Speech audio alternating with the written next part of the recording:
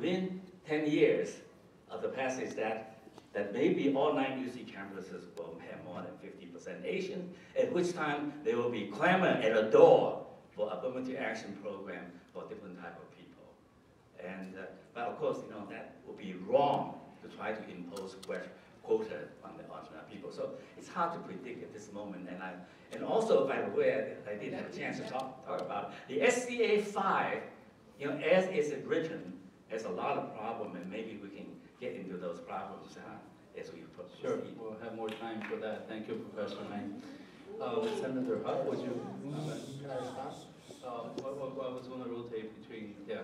Senator Huff, please answer. What do you think the effect would be specifically on Asian Americans? And how much time do I have? One question where you can spend all the time you want. Well, on the normal, what, 2 minutes, please. Yes, thank you. Yeah, I think the effect that it's going to have on Asian Americans is their numbers in the universities are going to go down. It's very simple. If you have around 35 to 38% in the UCs or CSUs, in the UC it's higher, and you're taking into consideration race, why in the world do they have to put race in there? And I want to go back. I want to go back. Professor Wang made the comment that it's always been more than merit, but then he listed qualities such as leadership, of volunteering, and some other things. You know what? I would say those are parts of merit. Yes! Race, Yes! Race is not merit.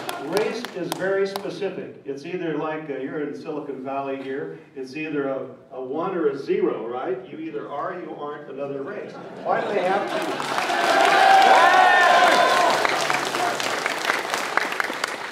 And so I think it's pretty simple. The Asian population is going to diminish in our top universities, and I don't think it's fair.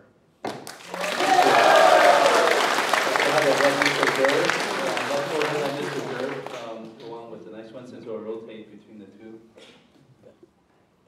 It's very difficult to tell what may happen with if SCA5 actually has to be approved by the voters of California. It's more than just the state legislature.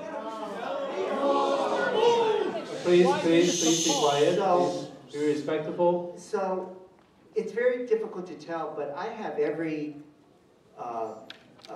feeling that it's not going to have, first it needs to be changed.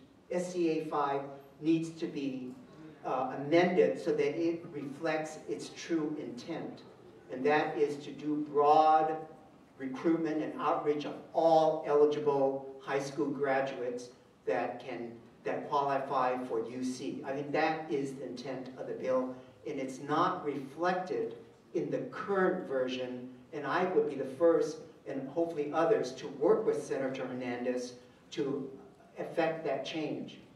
Looking at all the differences among, over time on UC admissions, I don't think whether SCA passes or don't, I think Asian families are very committed to education.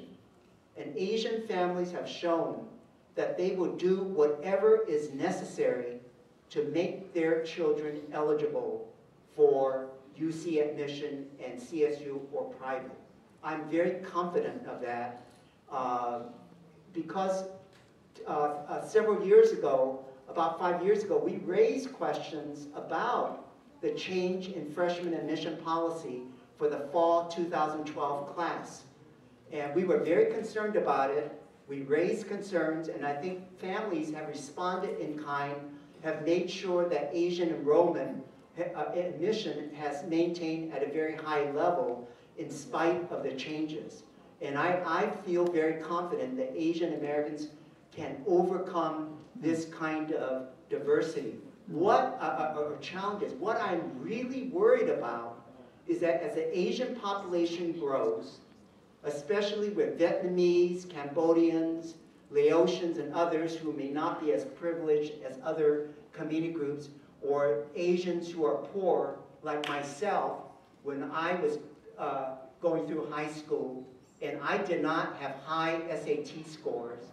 Stanford University selected me, admitted me. My SAT score in verbal was less than 500.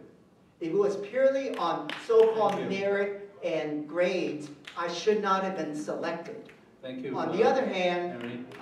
if I could just finish, I think that we need to understand, why are we underinvesting in education? We should not be fighting over crumbs. We need to broaden the opportunities for all students, Asian, Blacks, Latinos, Thank you, and Henry. even white. You made that point very well. Thank you. So, okay, I guess we have something in common. My SAT verbal score was also under 500. Mr. Lehrer. Yes, let me just respond to a couple of points before I respond to your question in particular. First of all, Professor Wang said merit has been defined as GPA and SATs. Well, that was a long time ago. The university now engages in a holistic approach which takes into consideration far more than GPA and SATs, and that's one of the reasons that 37% of the class are Pell Grant eligible students for whom who are socioeconomically disadvantaged. It's a very diverse class that now attends the University of California. With regard to Mr. Durr, if SCA5 intent was to allow for recruitment, and that was its aim, the lawyers who drafted it ought to be fired. There's not a hint of that.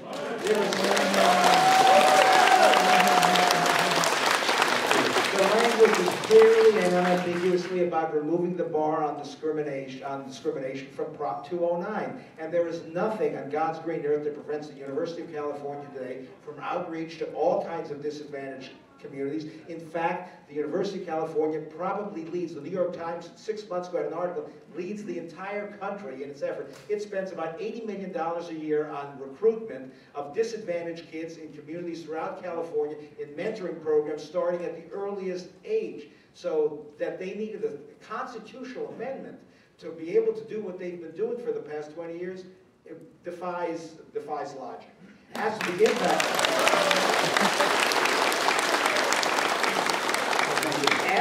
impact of SCA5, you don't need to be a rocket scientist to figure out that if blacks are 4.3% of the admits and they are 6% of the population, they'd be increased. If Latinos are 27% of the population and are 38% of the population, 27% of the admits, they would probably be increased. That if Asians are 36% of the admits but 13% of the population, that they would probably be decreased. It's a zero-sum game. If you squeeze the balloon here, it's going to come up here. It's got to be taken from someplace. If race is your criterion, and if your logic is that the admissions should mirror percentages of the population, there's only one place that the pie is going to be, the slice is going to be narrower, and it's not coming from a whole lot of other communities except this one.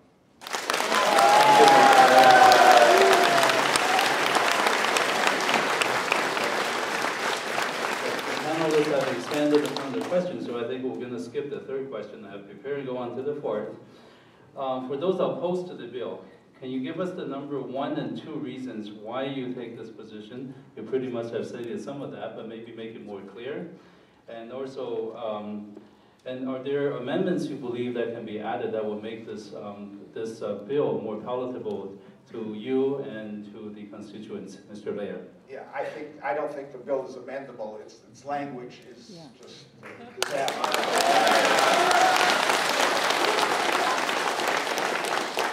What I find so disturbing about this bill is that if it were passed by the Assembly and goes on the ballot, there will be a campaign in California this fall which will be asking people to allocate, now which ethnic group should get what percentage and what ethnic group, this one should get this percentage. I don't think that's a debate that Californians ought to be having in 2013 about between ethnic and racial groups. We're not talking about taxes. We're not talking about goldfish in San Francisco Bay. We're talking about futures of your children. And that is a visceral, basic issue that people get passionate about, and that will be a very, very nasty campaign. I don't think these folks knew what they were doing. I don't think they really want to take that tiger by the tail, because it'll be a disastrous and nasty and vicious campaign, and I don't think Californians deserve it or need it.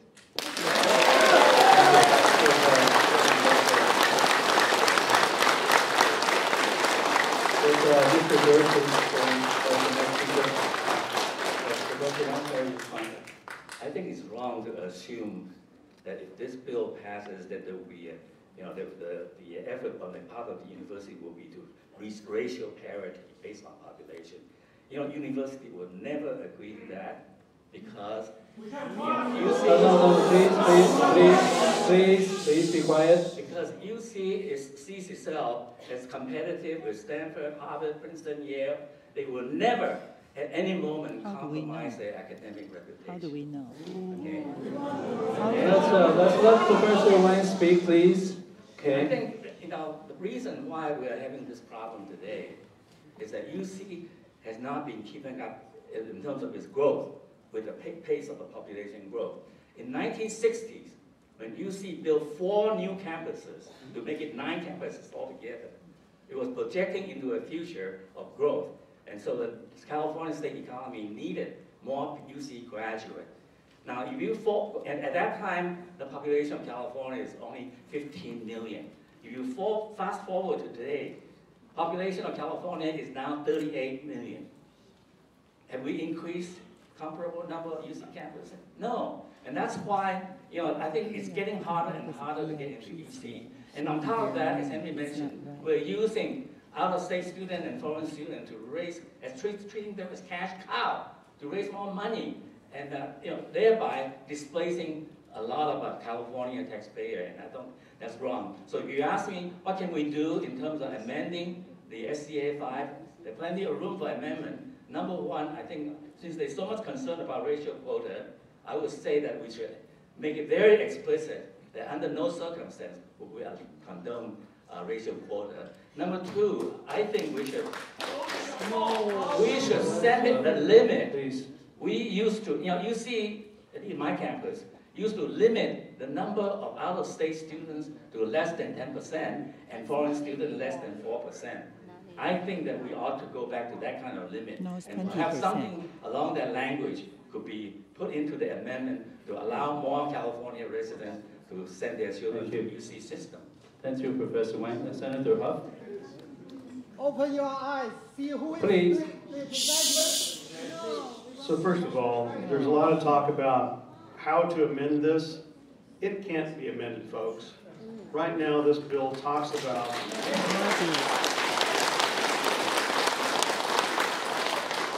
it simply removes the word race from how we conduct our application, our admissions. And when you take away that, how do you amend it? I don't know. I don't think it could be amended. Why I'm against this, there's 2 things. First, it seems to go against the very founding principles of this country. In the Declaration of Independence says, we hold these truths to be self-evident. Everybody could recognize it on its own.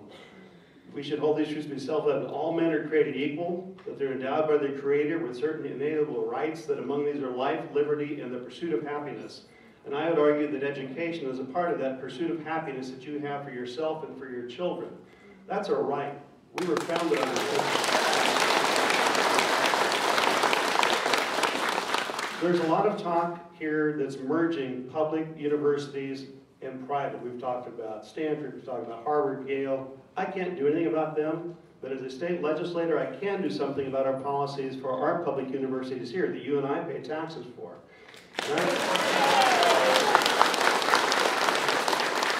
So from my perspective as a policymaker, we want to reward those that work hard. We want to reward the brightest and the best. And when we do that, we don't gut the system. If you don't reward the brightest and the best, pretty soon your kids are going to say, why am I working hard when it doesn't make a difference to get into school?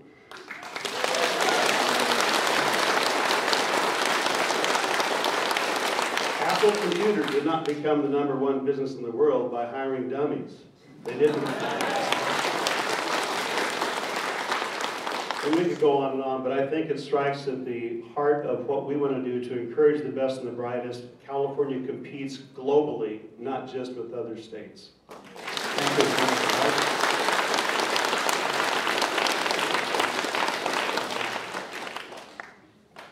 With all due respect to Senator Huff, he says, California should be about rewarding those who work hard and who are the brightest. Unfortunately, California is not doing that right now, even before this amendment is considered or adopted. Why?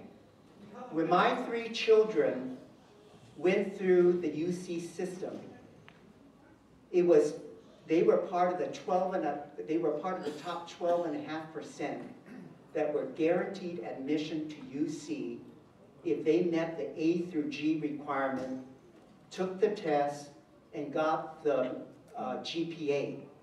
Today, UC only guarantees admission for the top 9%.